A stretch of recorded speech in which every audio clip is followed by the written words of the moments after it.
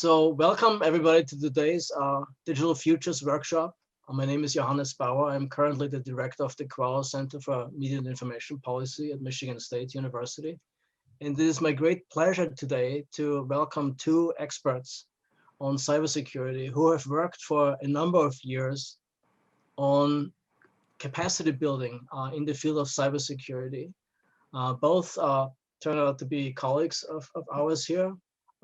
Ruth Shillair is an assistant professor in the Department of Media and Information and also the director of graduate studies in our department. She has worked with Bill Dutton, who is in Professor Emeritus at the Edinburgh School of Communication at USC.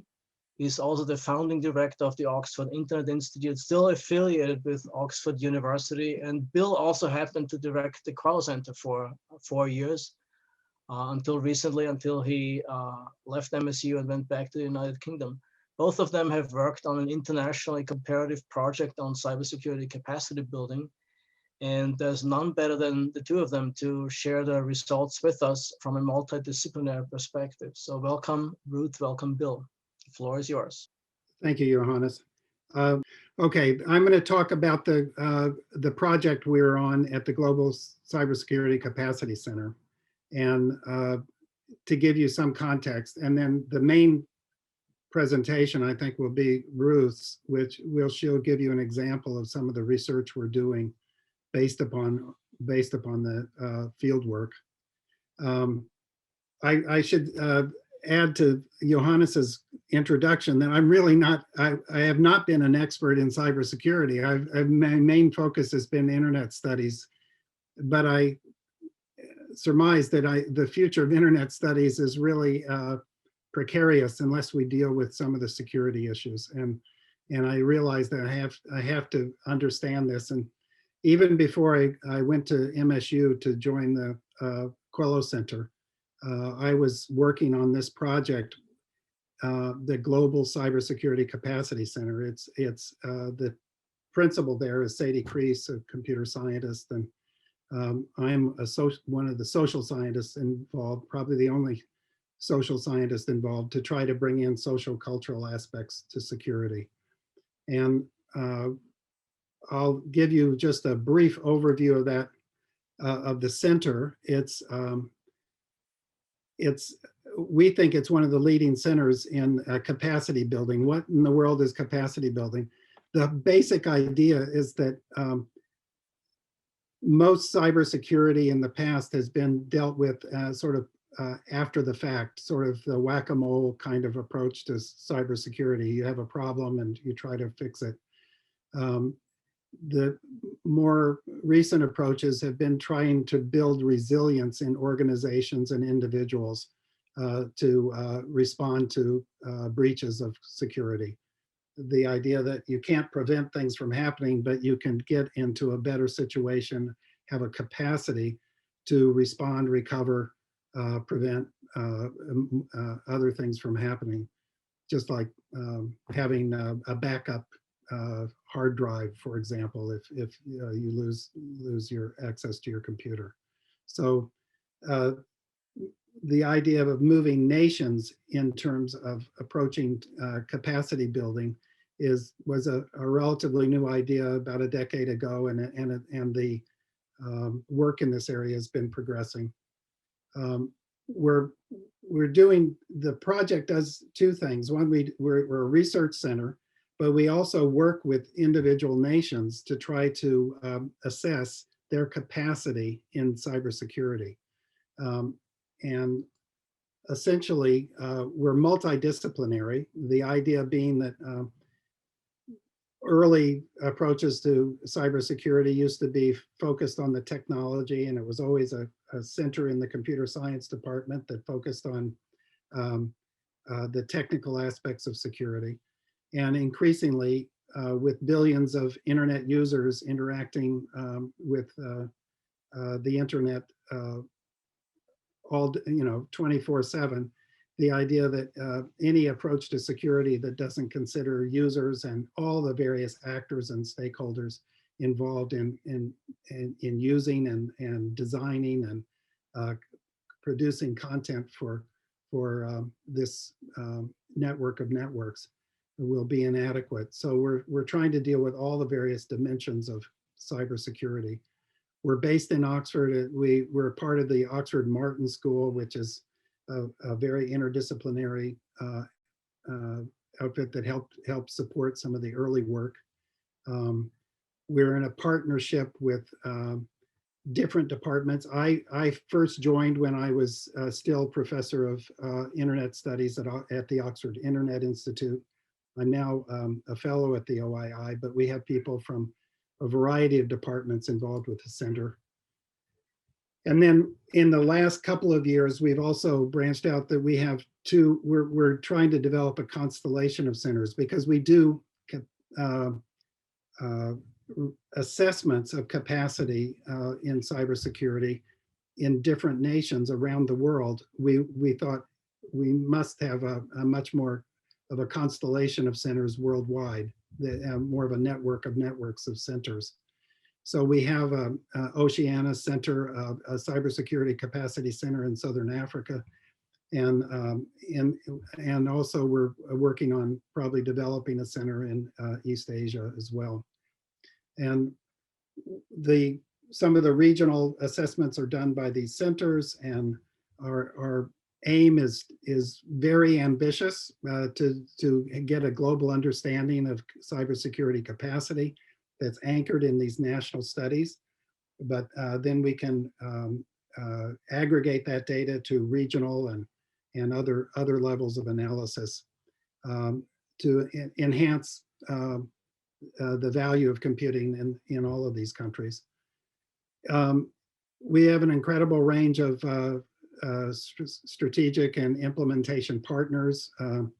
For example, the Organization of American States is involved with us in helping us do, and they actually orchestrate the surveys of cybersecurity capacity in Latin and South America. The only, we don't cover the United States or Canada, but we have Mexico and many other, I'll show you in a bit, other countries we cover. We partner with the World Bank and ITU, and we've gotten funding from the Foreign and Commonwealth and Development Office in the UK, but also from Norway and the Netherlands and other countries. So it's one of these incredible Oxford projects where you can really attract support from a global set of partners in a way that we can do things we might not otherwise be able to do. Well, I said that when you look at capacity, there's this D5 is dimension 5 is, I'll start at the end with standards, organizations, and technologies, technology standards. That was usually the focus of computer security issues, of what technologies are more secure, what standards should you adopt, and so forth. But in the Oxford model, these 5 dimensions are viewed as equally important, and some, if not more so. The first dimension is security policy and strategy. Do you have a strategy for enhancing the security of national systems? And then the cyber culture and society is the dimension that I'm primarily focused on, which is thinking about the cybersecurity mindset of the general public and of people in government and civil society and business and industry, and what levels of awareness exist across those various communities. D3 is about education and training, and legal and regulatory frameworks are a part of the 4th dimension. So these multiple dimensions are all looked at empirically when we do an assessment of a country. So if a country comes to us, literally, we're talking to the Bahamas now about doing an assessment in the Bahamas.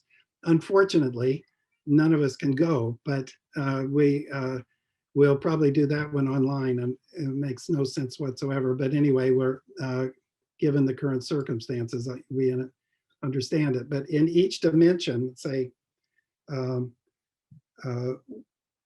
is broken down further empirically into a set of factors, and each factor has a number of aspects that are relative to that, and then each has various empirical indicators. So we've tried to empirically define a set of dimensions and the factors and aspects and indicators of levels of maturity within each of those aspects that we can observe when we go to a country. We then rate a country and on each aspect and each factor and overall about whether they're at a startup stage to what might be referred to as a dynamic stage. And those vary across what would be appropriate in that level. Usually the strategic is that they really know, they're really setting strategy in those areas. The dynamic is they're able to respond to changes very quickly in what's going on in a particular technical or social field. And our methodology so far has been primarily focused on group discussions. Some of us call them focus groups. I call them modified focus groups because they're not anywhere near a traditional focus group. But we organize up to 10 sessions over 3 days. And each of the sessions deals with 2 of those dimensions. And we bring stakeholders from different groups together and discuss, for example, the social and cultural dimensions of cybersecurity in the country. And we bring people, I'll show you the different sectors in a moment. But from those sessions, which we record, we try to extract indicators of maturity across the dimensions that we're looking at in each of those areas. So normally a focus group is used to get a wide range of ideas. In our case, we're trying to find what's happening in the city, in that country with respect to all of these 5 dimensions of cybersecurity. And we usually send 2 to 3 of our researchers to each of these countries. And we do several stages. We do desk research before we go. We do then all the research in the field. And then when we get back, we do post field work to write the report. And we work with local representatives that are connected with our project while we're in the country.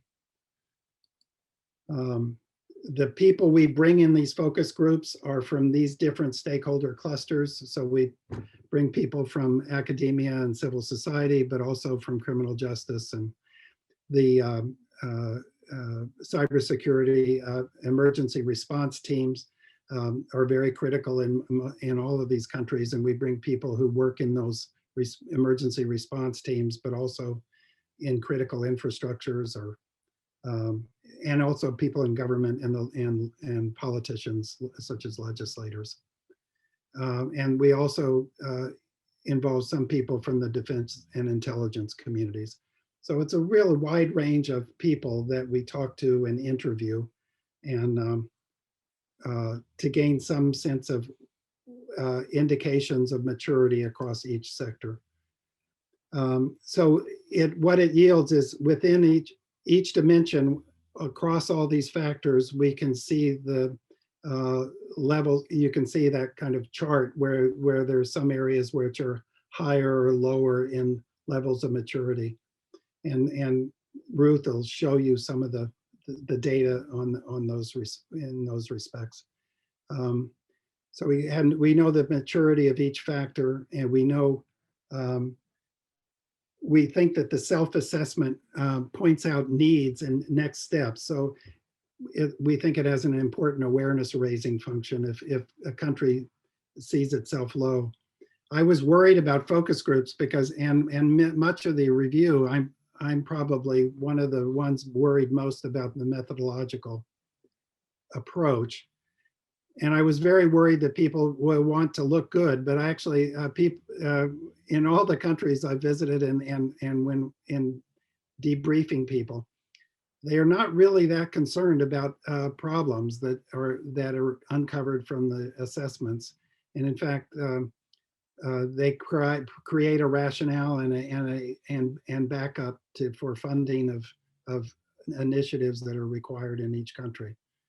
It's a little different from educational reviews that but maybe they're not that different. But people are not too worried about low levels of maturity on particular factors, and they feel that that alerts them and it gives them a case for making a case within their nation for more funding and more initiatives in that area.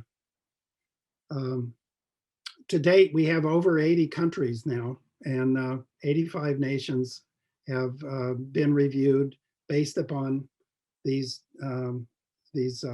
reviews we've done in combination with like OAS working on the South and Latin America. And while most, this is, I think a lot of you have done work that combines applied and more basic research. And 90% of the work of this center is very applied in trying to gather data to assess a country and give that country information that helps them enhance their cybersecurity capacity. But one outcome of this is that we have data on all 85 countries, and then we're able to turn that into some analyses that that we hope will gain some more basic knowledge of the impact of the level of cybersecurity awareness, what factors are shaping awareness cross-nationally, and what difference does it make? Is this focus on cybersecurity capacity building correct? Is it actually making a difference in outcomes? And that's why I think the paper that Ruth will describe, we're going to be presenting at the TPRC meeting next week in Washington, from Oxford and from MSU. But we'll be sort of rehearsing that paper, but it looks at what difference does cybersecurity capacity building make, and can we determine if there's an independent impact of capacity building on outcomes that are important to users and the country. So I'll turn over to Ruth. Thank you, Bill. Really appreciate it. And like he said, thank you for covering the background of the project and how the data was collected. And you can see why I was so excited to be part of this project, because it's the amount of effort that went into the data collection, and just the whole process was utterly fascinating and amazing. And as we've been discussing, the global diffusion and centrality of ICT has raised a lot of concerns. Many stakeholders are concerned about cybersecurity capacity, and it's widely accepted as a good investment, an important investment, but it's also a challenging investment. And part of it is how that responsibility for security involves a wide array of actors across the world, firms, governments, internet users, and how the approaches to cybersecurity are not only technical, but include law, policy, skills, and even the practices of individual users. So many governments and international organizations are investing in building cybersecurity capacity. But this brings us to our research question: is there empirical support for investing in capacity building? So even though we've been doing this around the world, people are concerned about cybersecurity issues, but looking at the investment of the holistic capacity building, is it really paying off? So to do this, we used a model that we had built earlier, and this model encompasses some of the major factors that impact technology use and cyber protections at the national level. The two elephants in the room are the overall size of the country and the wealth that it has. To address these issues, we use the total population from the UN data and GDP per capita, also from the World Bank data. The scale is the number of users, and the centrality is the percentage of population that uses the internet. Both of these numbers are derived from the ITU, International Telecommunications Union, which is a UN special agency focused on international connectivity and communications. The CCS, or Cybersecurity Capacity Scale, is calculated from the reviews that Bill described. At this point, we had 73 countries this summer when we did this analysis. Our dependent variables are taken from several sources. From the Network Readiness Index, we have business usage, government usage, and individual usage. For voice and accountability, we have numbers from Kaufman et al., who started a project in 2010 and is ongoing. From Microsoft, we have the national reports of malware and virus encounter rates. And from the World Economic Forum, we have the piracy rate, which is the percentage of pirated software encountered. For our methodology, we did 2 rounds of analysis to test the model. One, we used OLS regressions and with heteroscedasticity, robust standard errors. And then secondly, we did a structural equation model using partial least squares. The results under both methodologies were consistent. Looking at the countries in our study, they varied widely. About half were from Latin America and the Caribbean, and the income levels were spread widely, but mostly medium and lower income. This was unique, as many cybersecurity studies focus only on the more developed nations and give few insights to countries with emerging economies. I won't go into great detail here, as Bill already covered the data collection process, the aspects, and the dimensions. The main thing I wanted to point out was the CCS is a weighted average of all the aspects. This slide shows on the histograms of the distributions of CCS, and it was rather low. It was concerning because over 58 countries had a CCS below 2. The variability ranged between 1.03 and 3.28. And if we look at the cybersecurity divide, I hope you can tell the color differences, but a lot of the countries that had like lower GDP also had lower cybersecurity capacity, which was expected. But it was surprising if you look over to the right at the higher GDP per capita. There were several nations, mostly in Latin America and the Caribbean, who had high GDP per capita, but very low cybersecurity capacity. Then we compared it to other cybersecurity measures that are widely accepted, such as the Global Cybersecurity Index and how it correlated highly with our CCS, the Network Readiness Index from the World Economic Forum, and the Secure Servers, which is generally an indication of technological safety. On the OLS regressions, I just wanted to touch on a few that helped explain our outcomes of interest. The CCS measure was negative to piracy and very strong, positive to individual usage, business usage, government usage, even voice and accountability. All of these are desirable outcomes as they indicate the cybersecurity capacity is increased. Government, business, and individuals are using the internet more, and there are positive economic benefits. This is a result of our path analysis running against piracy as an outcome. We used partial least squares SEM as there were several factors that indicate it would be a preferred method over the data set to test our data set instead of covariance-based. A recent paper by Hare, Risher, Starrett, and Ringel published in 2019 discussed the best times to choose PLS over covariance-based.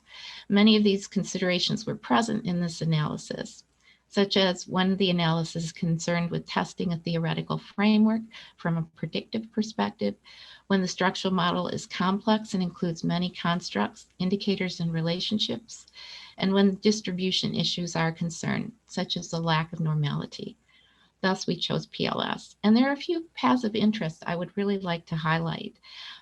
As explained in our model, the impacts of piracy, wealth of the nations was negative and strong, but CCS had even a stronger impact.